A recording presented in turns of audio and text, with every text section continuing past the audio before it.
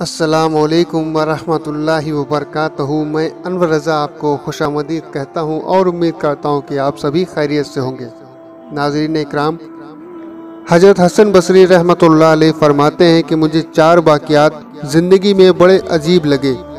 लोगों ने पूछा, हज़रत वे कौन से हैं? तो आप कहने लगे कि एक नौजवान के हाथ में चिराग था, तो मैंने नौजवान से सवाल किया कि ये रोशनी कहाँ से आई। तो जैसे ही मैंने ये पूछा कि ये रोशनी कहाँ से आई, तो उसने फूंक मारकर चिराग बुझाया और कहने लगा, हजरत जहाँ से चली गई वहीं से आई थी। फरमाया कि मैं उस नौजवान की हाजिर जवाबी पर आज तक हैरान हूँ। और फरमाने लगे कि एक बार 10-12 साल की एक लड़की आ रही थी, उसकी बात ने मुझे हैरान कर दिया।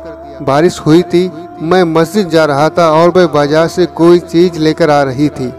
जब जरा मेरे करीब आई तो मैंने कहा कि बच्ची, जरा संभल कर कदम उठाना, कहीं फिसल न जाना। जब मैंने ये कहा तो उसने आगे से जवाब दिया कि हजरत मैं फिसल गई तो मुझे नुकसान होगा, आप जरा संभल कर कदम उठाना, अगर आप फिसल गए तो कौम का क्या बनेगा। कहने लगे, उस लड़की की बात मुझे आज तक याद है।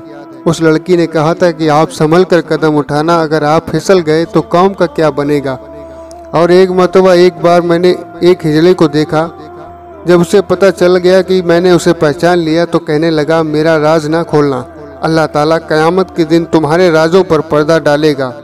और एक मरतबा एक आदमी नमाज पढ़ रहा था, उसके सामने एक औरत रोती हुई खुले चेहरे खुले सर के साथ उसके आगे से गुजरी।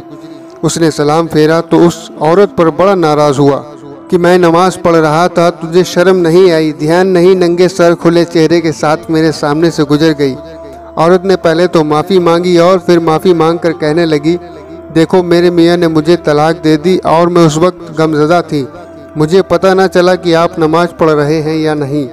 मैं इस हालत में आपके सामने से गुजर गई, मगर हैरान इस बात पर हूँ कि जब तुम अल्लाह की मोहब्बत में कैसे गिरफ्तार हो कि खड़े हो परवरदिगार के सामने और देख मेरा चेहरा रहे हो। हसन बसरी रहमतुल्लाह अलैह फरमाते हैं कि इस औरत की ये बात मुझे आज तक याद है। और वाकई हमारी नमाज का यही हाल है। नीचे मंजिल पर अगर नमाज पढ़ रहे हों और ऊपर की मंजिल से कोई हमारा नाम ले ले तो हमें नमाज में पता चल जाता है कि हमारा नाम पुकारा गया है।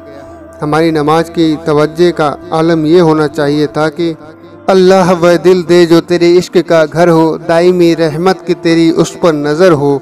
दिल दे कि तेरे इश्क में ये हाल हो इसका, मैशर का अगर शोर हो तो भी न खबर हो।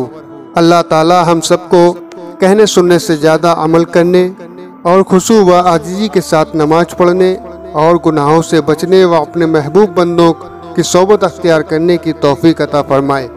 आमीन या रब्बुल आलमीन। खुदा हाफिज़।